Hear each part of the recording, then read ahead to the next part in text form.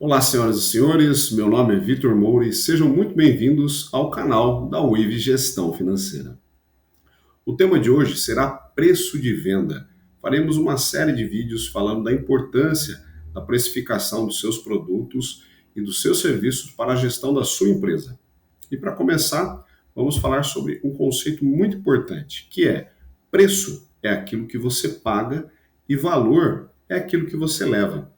Então, na visão do cliente, esse comparativo é feito mesmo que inconscientemente, tanto no momento da compra, né, ou no momento da venda, quanto no pós-venda, no pós-compra do consumidor. Então, ele avalia se aquilo que ele está levando tem um valor maior para ele do que aquilo que ele pagou. E esse eu acho que é o grande desafio, né, de qualquer empresa. Quando você tem um produto ou um serviço a ser prestado, você quer que o seu cliente fique plenamente satisfeito com aquilo que ele esteja levando, ao ponto de ele achar que aquilo que ele estava levando, né, vale mais do que o preço que ele pagou. Então, todos a estratégia de precificação tem que ser pensada principalmente nesse conceito, tá certo? Dito isso, quais são os três fatores que temos que avaliar na hora de precificar um produto, né, um serviço que nós comercializamos? Bom, primeiro de tudo é o mercado. E o mercado subentende-se concorrência. Ou seja, quando a gente vai lançar um produto no mercado, a gente vai entrar, né, para ofertar algum produto para um público-alvo específico, esse público-alvo já está acostumado com outras opções, né, de compra, e que são os nossos concorrentes. Infelizmente, a maior parte dos empresários não fazem a tarefa de casa, que é pesquisar essa concorrência, verificar qual é o preço médio praticado pelo mercado. Então, o primeiro ponto é mercado. A gente costuma dizer que o mercado é que dita o preço, né? O preço médio é ditado pelo mercado, não adianta a gente fazer loucura, né? Então, a gente começa fazendo pesquisa de mercado e sabendo qual é o preço dessa médio dessa concorrência. O segundo ponto são os custos e despesas. E os custos e despesas dependem da eficiência da sua empresa, né? Quanto mais eficiente você for, você consegue trabalhar com o preço médio de mercado, e se você for muito eficiente com os seus custos e despesas, você vai obter uma boa margem. Ou não, dependendo da sua ineficiência, certo? E um terceiro ponto que nós vamos abordar também é a respeito da percepção de valor do cliente. Ou seja, o que o cliente leva em consideração no momento da sua compra, que não o preço. Ou seja, além do preço, o que ele também leva em consideração numa avaliação, seja de forma consciente ou seja de forma inconsciente, que vai levá-lo a tomar a decisão de fazer a sua compra. Tá certo? Dito isso, vamos passar rapidamente por esses três pontos. O primeiro deles, então, a questão do preço de mercado, né? Deixa eu até trazer um pouquinho a minha tela para cá, para não atrapalhar vocês aí no gráfico. E olha só que interessante, né? Nós temos aqui na parte de cima uma concorrência que trabalha com 15% acima do preço de mercado. E essa galerinha aqui de baixo, né, trabalhando com uma estratégia mais de preço baixo, né, que você sabe que encontra no mercado. Tem concorrentes que trabalham com preços maiores, outros melhores, e aqui na intermediária a gente tem o preço médio. Né?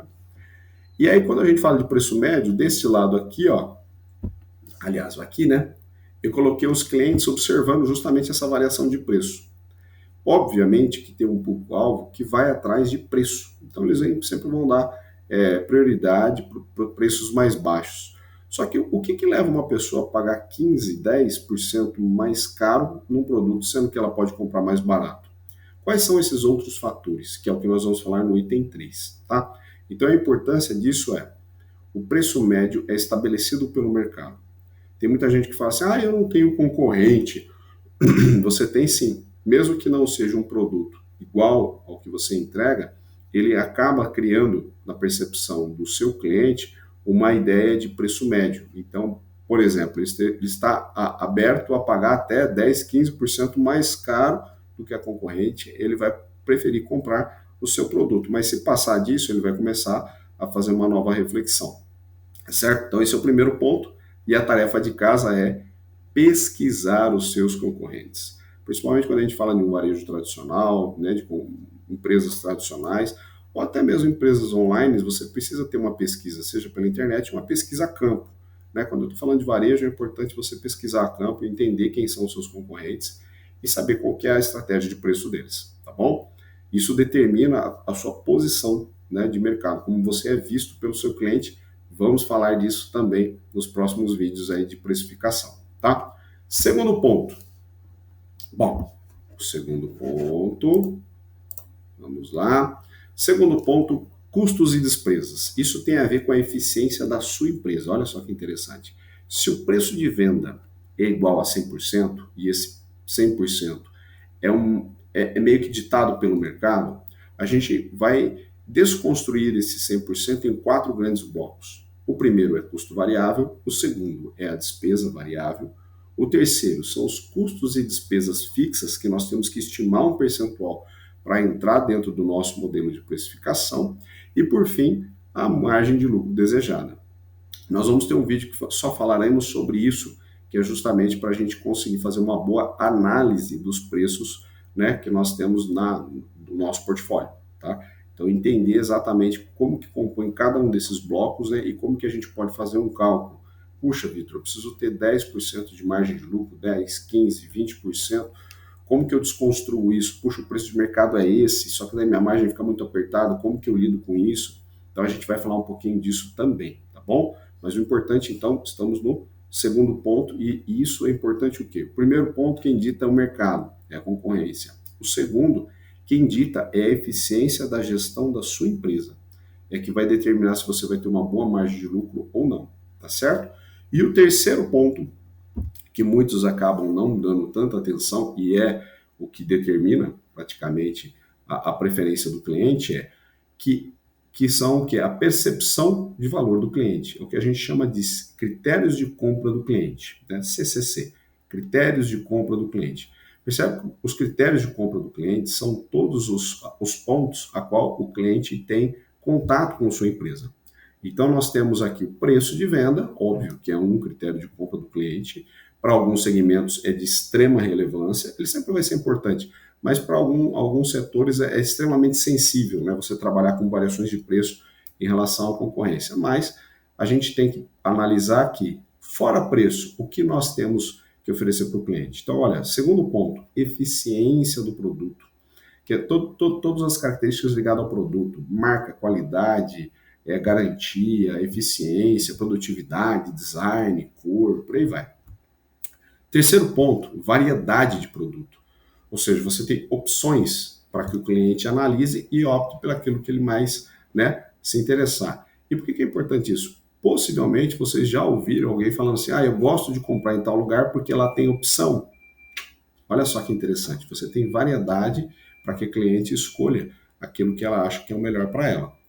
Quarto ponto, eficiência no processo de compra. Possivelmente vocês já ouviram muitas palestras sobre jornada de compra do cliente, ou seja, desde o momento a qual ele percebeu a sua empresa, ele entrou na sua loja, né? Ele percebeu o ambiente agradável, ele percebeu o atendimento, ele percebeu o café que você ofereceu a ele, ou seja, toda aquela experiência foi muito proveitosa para ele, seja no ambiente online, seja no ambiente físico. Então, essa eficiência na gestão da compra, ele percebe que isso nem tem a ver com o produto, tem a ver com a experiência de compra, né? Eu costumo dizer que muitas vezes eu tive uma indicação uns tempos atrás de um pintor para fazer um serviço num apartamento e falaram assim para mim, Vitor, além de um excelente pintor, quando ele termina o serviço dele, parece que ele a sua casa nem passou, nem teve um serviço de pintura, porque ele deixa muito bem organizado o local, né? Ele sempre deixa muito bem limpo. Eu não estou contratando um pintor para limpar a minha casa, né? Mas se além de ser um bom pintor ele consegue agregar isso, com certeza é um diferencial para que ele consiga, né, vender mais. Então perceba que a gente está falando de experiência de compra do cliente e isso é considerado, sim, na hora de você fechar a venda com o seu cliente. Quinto ponto, instalações. E quando eu falo instalações, né, pode ser também um ambiente virtual, pode ser um ambiente físico. O ambiente físico vai desde de ponto de venda, vitrine, fachada, iluminação, ambientação, fluxo de pessoas dentro da loja, disposição de produtos, ou seja, tudo isso é instalação, né? É o que a Disney chama de cenário, é o cenário, a preocupação com os detalhes, né, para o cliente perceber valor. E o sexto e último ponto, né, que muitas empresas já estão despertando para isso, é o relacionamento com o cliente, né? O que eu chamo de é o pós-venda, mas na verdade é a pré-venda da próxima venda, né? Que é justamente você não deixar o cliente esquecer de você. Então hoje nós temos as mídias sociais, a gente tem outras formas também de abordar o cliente, que é o contato que você tem com ele após ele já ter efetuado alguma compra com você, tá? Então hoje você tem diversas formas de você entrar em contato com o cliente, né? Seja em momentos, né, de aniversário, momentos de você comunicar uma promoção, ou seja, de você levar para ele um conteúdo que seja do interesse dele. Então, são coisas relevantes na hora da gente estar fazendo com que o cliente, no momento dele fazer uma segunda compra, ou seja, ele fazer uma recompra, ele sempre vai dar preferência para a gente, porque a gente já tem um certo relacionamento com ele, tá certo? Então, pessoal, olha só que importante. A gente quer se destacar no mercado, a gente quer ter uma boa margem, não adianta a gente querer sempre adotar a estratégia do preço mais baixo, e é por isso que eu vendo. Não. A gente tem que ter sim um preço justo, um preço competitivo, mas a gente precisa criar a percepção de valores de outros itens, né, como esses que a gente está mostrando, para o cliente ter essa fidelização e ter a preferência de comprar com a gente, mesmo que muitas vezes a gente tenha um preço um pouco maior do que a média de mercado. Eu acho que esse é o segredo para a gente ter uma empresa de alto desempenho e que realmente não somente satisfaça muito bem os seus clientes, mas também, né, deixe um bom resultado para você, tá certo? E aí, para finalizar este vídeo, né, eu gostaria de colocar aqui para vocês um questionamento que um cliente um dia me fez, né, que foi justamente o quê? Falou assim: Vitor, precificação é arte ou é ciência? E, na verdade, são as duas coisas, né? A gente tem aqui do lado da ciência a questão mais matemática, mais lógica, mais precificação, mais a construção dos preços de vendas, e nós temos aqui do lado da arte esses critérios mais, vamos falar assim, psicológicos do cliente na hora de decidir a compra. Ah, por que você prefere comprar de A e não de B? Puxa, porque eu gosto de comprar lá. Mas por que você gosta de comprar lá?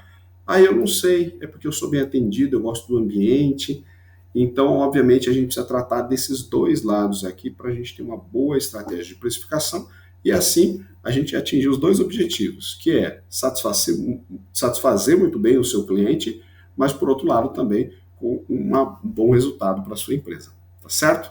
Bom, o vídeo de hoje é isso e espero que vocês tenham gostado. Se gostarem, por favor, nos acompanhe no nosso canal, curta, compartilhe para aquele seu amigo que é empresário, que gostaria de receber algumas informações a respeito de gestão, né, financeira e gestão empresarial como um todo, tá certo? Aguardo